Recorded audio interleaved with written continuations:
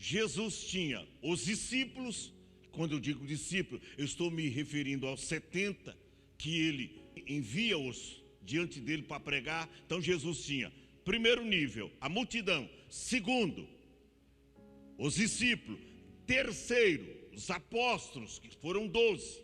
Depois, o quarto nível, Pedro, Tiago e João.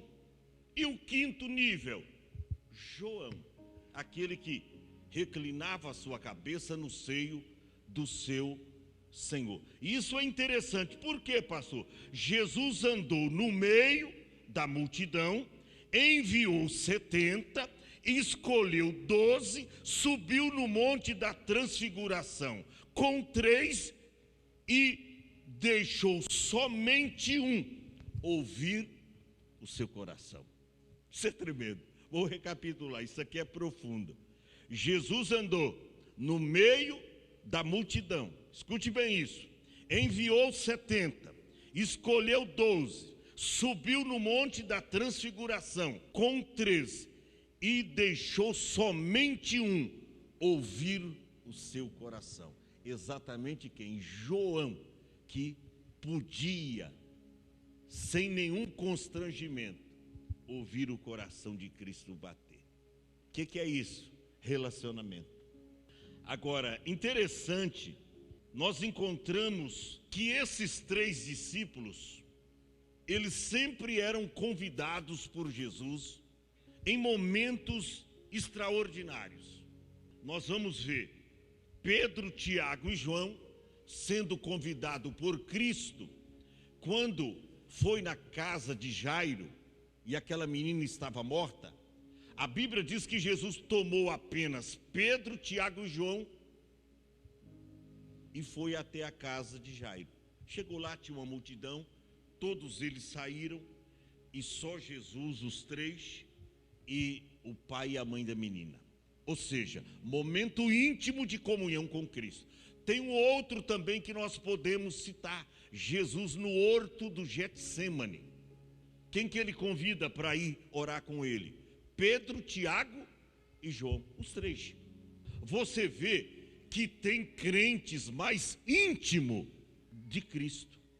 Tem crente que é mais íntimo do Pai. Ora mais, lê mais Bíblia, purifica os seus olhos, não os entrega ao pecado, o seu coração está sempre purificado, porque a Bíblia diz assim, bem-aventurados os limpos de coração, porque eles verão a Deus. E essa questão de ver a Deus, irmão, fala de relacionamento. A Bíblia diz lá em Hebreus, capítulo de número 12, versículo 14, segui a paz com todos e a santificação, sem a qual ninguém verá o Senhor, ninguém verá a Deus. Você sabia que a função do cristão, na verdade, não é entrar no céu. Até o céu para a gente não é muito importante. Que isso, pastor? O céu para a gente não é muito importante, não. Não é muito importante o céu. Sabe o que é importante para o cristão? É ver a Deus. Porque nesse tempo, céu e terra será a mesma grei. A gente não vai ficar detido no céu. Ou seja, Cristo sai da Nova Jerusalém, ele vem para a terra, a igreja vem junto com ele. É por isso que eu gosto muito do Evangelho de João, capítulo de número 14, Jesus dizendo, não se turbe o vosso coração, credes em Deus, credes também em mim, na casa do meu pai há muitas moradas, e se não fosse assim eu vou-lhe teria dito, vou preparar-vos lugar, e se eu for e vos preparar lugar, virei outra vez e vos levarei para mim mesmo, para que onde eu estiver, estejais vós também. Aí Jesus diz, olha, dirigindo aos discípulos, e vós sabeis para onde eu vou, e conheceis o caminho. Aí Filipe diz, Senhor, mas nós não sabemos para onde vais. Como podemos saber o caminho? Aí Jesus disse, eu sou o caminho, Filipe. Eu sou o caminho, a verdade e a vida. Ninguém vai. Ele diz, vem, e não vai. Porque Jesus é o Pai. Ele é o mais importante para mim e para você. Ele não diz ninguém. Tem gente que vai citar esse versículo, cita erroneamente. Não é ninguém vai ao Pai, é vem. Porque ele, Jesus é o Pai. Ninguém vem ao Pai senão por mim. Aí Filipe não estava muito satisfeito não. Aí ele chega: Senhor, então vamos fazer o seguinte: mostra-nos o Pai, e é o que nos basta. Mostra ele para a gente. Aí Jesus, parece que eu vejo Jesus: vai, rapaz, vocês não entendem nada de Bíblia, vocês não entendem nada de relacionamento. Parece que eu estou ensinando um menino, vocês não aprendem. Filipe, o que você quer mesmo? Senhor, mostra-nos o Pai, é o que nos basta. Ele chega: Filipe, eu estou há tanto tempo convosco e não me tendes conhecido. Filipe, quem vê a mim, vê o Pai. Sabe por quê, Filipe? Porque eu e o Pai, nós somos um. Aleluia. Eu e o Pai somos um. O que é isso? Fala de intimidade, fala de relacionamento. Então, crente, eu não estou preocupado se eu vou ver o céu. Eu quero ver Jesus, irmão. Sabe qual é a maior surpresa que nós teremos no céu? Alguém vai chegar no céu e dizer: eu quero ver Deus, eu quero ver Deus, eu quero ver Deus. E quando ele chegar lá no céu, ele vai ter uma surpresa danada. Quem vai estar sentado no trono? Jesus. Ele vai ver Jesus, porque Jesus é Deus. Mas cadê Deus? Deus é o Deus do invisível. Você não vai ver Deus, ninguém consegue ver Deus, só Jesus. Então você vai ver quem é sentado no trono: Jesus. Ele vai estar lá no trono. Então aprenda isso. Agora, voltando aqui sobre esse relacionamento, o que Jesus fazia? Ele convidava então esses três mais chegados. Vamos recapitular o nome deles: Pedro, Tiago e João. Pedro, Tiago e João. Agora, o que nos chama a atenção aqui, irmão, é que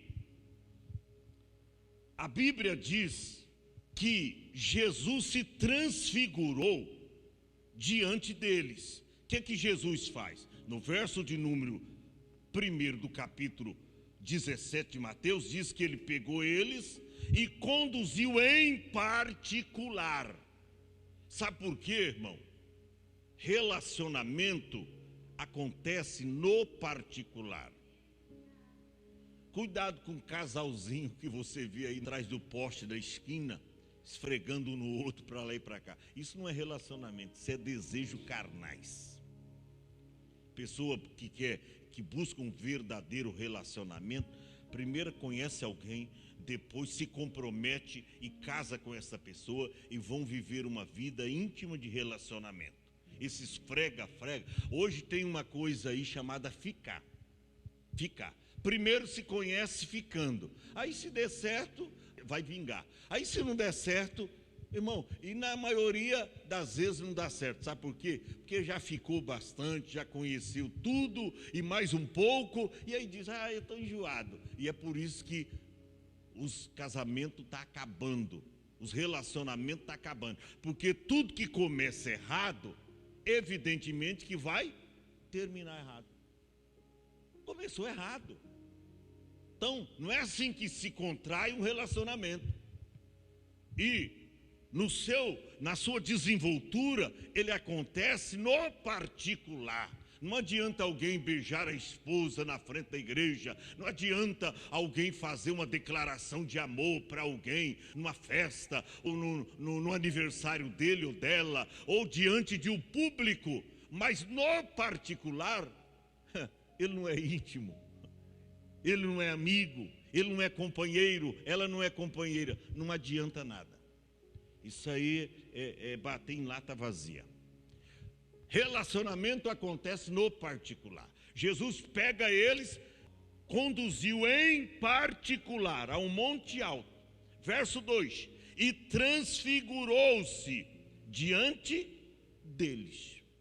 Essa expressão, transfigurou-se diante dele, é que Jesus, irmão, ele sai de cena de um homem comum, de um homem terráqueo, de um homem terrestre. Jesus é incorporado num corpo espiritual, numa esfera espiritual, numa dimensão que não é uma dimensão natural. E a Bíblia diz que Jesus se transfigurou diante dele. É a mesma coisa, preste atenção, quando Jesus vier e arrebatar a igreja, a Bíblia diz que o nosso corpo mortal, ele passará por uma metamorfose. Metamorfose é uma transformação radical. Metamorfose, ou seja, Paulo escreve lá aos Coríntios que esse corpo mortal, ele se revestirá de uma imortalidade. Esse corpo terráqueo, terrestre, ele vai ser revestido de um corpo glorioso. Por isso que a Bíblia diz, João escreveu, porque assim como ele é, nós seremos também. Nós receberemos um corpo semelhante ao corpo de Cristo. Ou seja, com toda a deidade de Deus nele. Por quê? Deidade de Deus. Porque nós, eu e você, nós somos a imagem de Cristo Jesus, a imagem de Deus. Nós somos a imagem. Deus fez o homem conforme a sua imagem e semelhança, está escrito lá em Gênesis. Então, o que Jesus fez? Ele se transfigurou diante deles. Agora, os discípulos, você pensa que eles viram toda essa cena? Eles só experimentou, depois desmaiaram. A Bíblia diz que eles caíram no chão, desmaiaram. Eles viram só Jesus se transfigurando e eles viram Moisés e Elias chegando, falando com ele. Só que aí eles não entenderam mais nada. Porque quando a dimensão é espiritual, a Bíblia diz que o crente carnal não entende nada. Não entenderam. A Bíblia diz aqui, que quando Jesus se transfigurou diante deles, o rosto de Jesus resplandeceu como o sol. E as suas vestes se tornaram brancas como a lã. As vestes de Jesus, irmão, ficou branca, que não dava para olhar. O rosto como um sol, que você olha e ele vai nascendo ali no seu esplendor, que não dá para você olhar firmemente para o sol. E as vestes eram brancas como a luz. O que aconteceu? Agora sim, Gui. Verso 3, e eis que lhes apareceu Moisés e Elias falando com ele. Isso é muito forte. Já pensou aqui? Se reuniu no cume do Monte Hermon, ou se você quiser o Monte Tabor, não importa, eu dei a minha lógica aqui dos comentaristas, mas interprete como você quiser, no topo do monte. Agora começa a desenrolar esta cena, o Cristo transformado, se transfigurado, tá? Cheio de glória, a majestade de Deus se manifestou ali, e agora quem aparece? Moisés e Elias falando com ele. Ele quem? Falando com Cristo. Eles viram Moisés e Elias falando com ele. É o que está escrito no verso de número 3. O que nós entendemos aqui? Que se manifestou ali naquele momento os 3 períodos em que Deus usou pessoas para falar com a humanidade, importando-se com a humanidade para salvar. Aqui diz que apresentou-se naquele momento Moisés, representante da lei. Está mostrando aqui o período da lei. Por isso que Jesus falou lá no Evangelho de João, que a lei foi dada por Moisés, mas a graça e a verdade vieram por Jesus Cristo. Então, Moisés, ele veio representando a lei. Olha quem estava nesse monte. Quem estava no monte. Isso aqui é uma visão espiritual. Isso aqui não é... alguém diz, mas, poxa, Moisés morreu, mas também ele não ressuscitou, a gente não tem evidências assim, se ele foi para o céu, o corpo dele foi achado lá, e foi uma disputa, o anjo disputou lá a respeito do corpo de Moisés, aquela teologia toda, aqueles enfeites teólogos que as pessoas fazem. E tem uma confusão a respeito. Será que Moisés ainda vai vir para morrer? Moisés já morreu. Mas onde está Moisés? Está com Cristo, irmão. Esses homens todos estão com Cristo. Agora preste atenção. Moisés representando ali o período da lei. Segundo, apresentou quem? Elias. Representante aqui de um outro período. Período dos profetas. E Elias foi o primeiro profeta, verdade, Elias, que meteu o dedo no nariz de Acabe e profetizou contra a idolatria que imperava em Israel.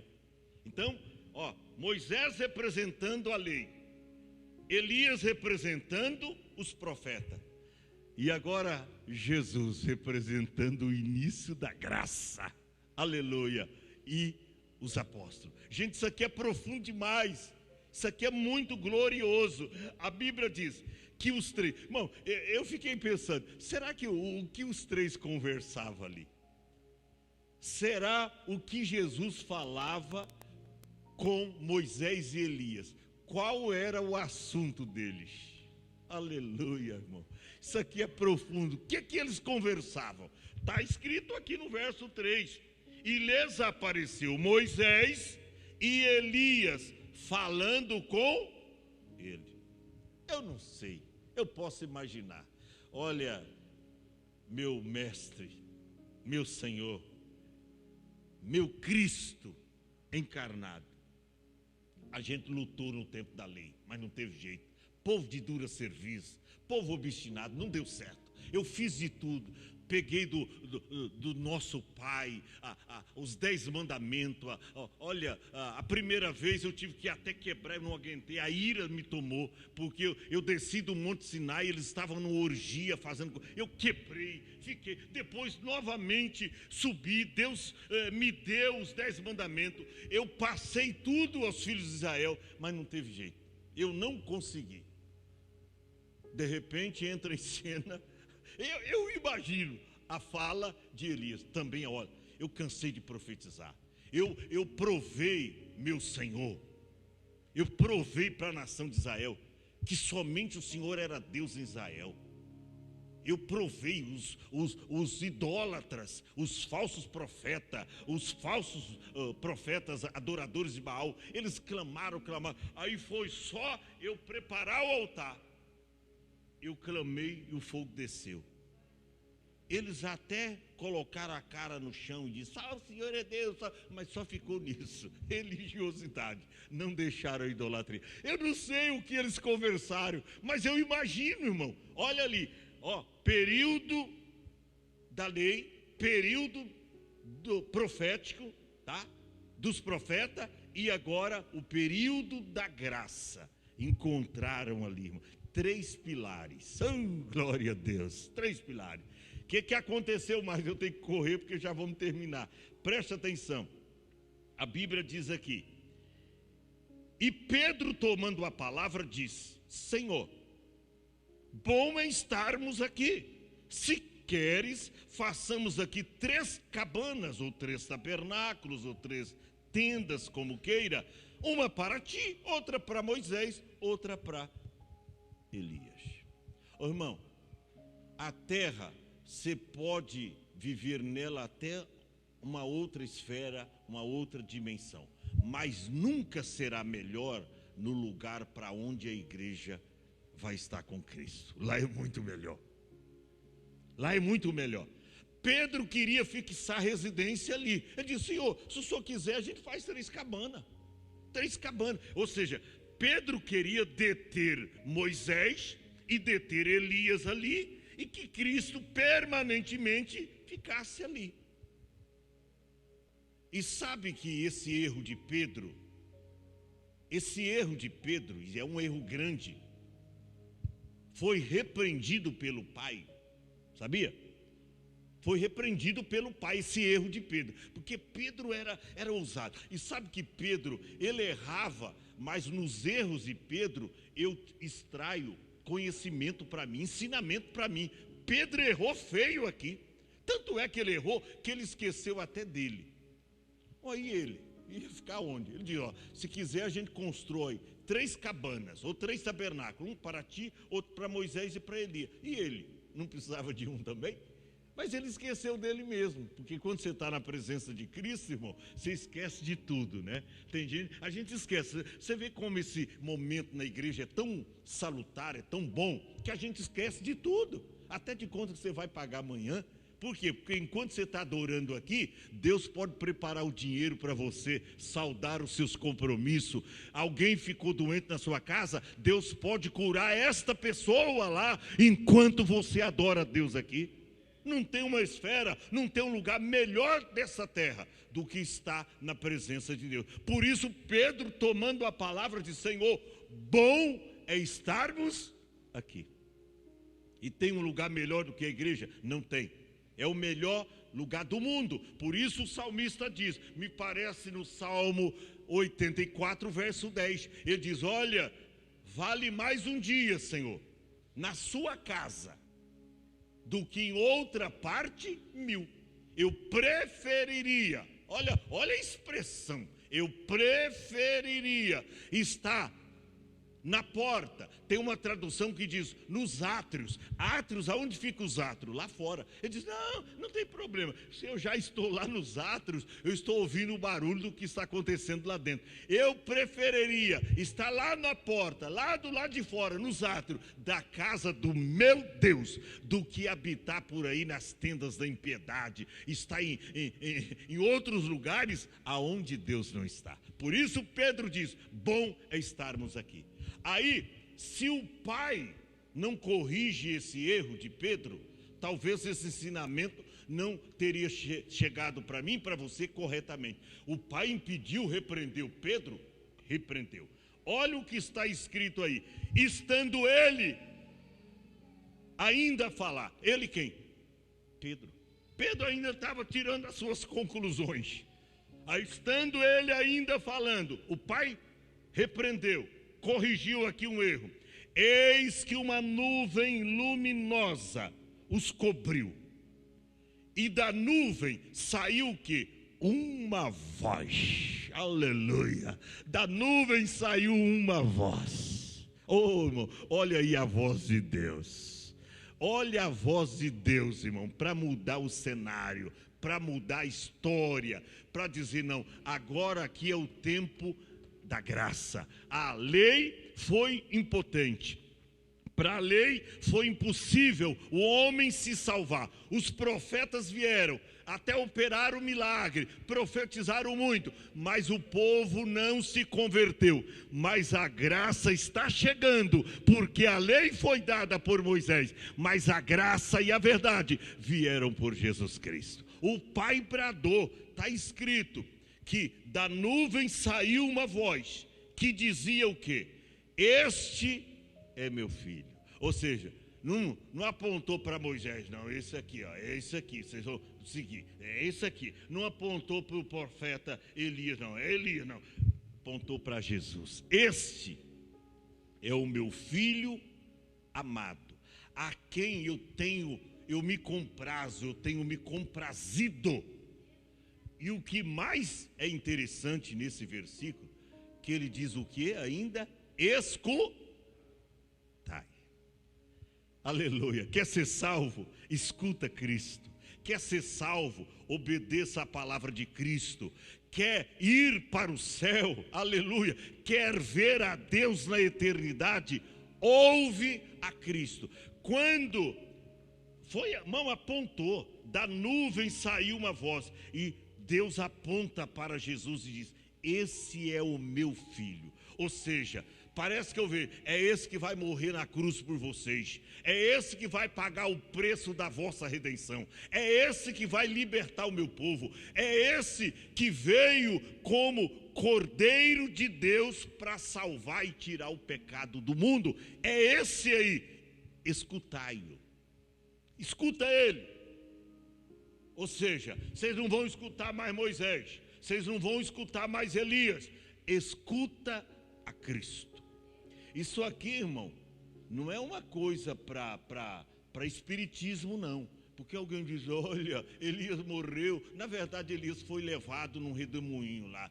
Elias e tal. Será que é reencarnação? Não. Aqui não tem nada disso. Não dá tempo de eu mostrar. Mas aqui é uma visão espiritual. Deus provando para aqueles discípulos. Que depois Pedro foi lá. Não é papa da igreja. Mas ele foi o primeiro apóstolo. Na verdade, em Jerusalém, o templo tinha 3 colunas. E os colunas eram os 3 aqui: Pedro, Tiago e João. Depois Tiago foi morto. Mas os 3 colunas. Finalizo dizendo: depois, o que aconteceu? Os discípulos, ouvindo isso, caíram. Quando a voz bradou lá, foi quando os discípulos desmaiaram. Diz que eles caíram sobre os seus rostos e tiveram grande medo. Mas a Bíblia diz: e aproximando-se, Jesus tocou-lhes e disse: levantai-vos e não tenhais medo. Porque, irmão, a graça não amedronta ninguém. Não.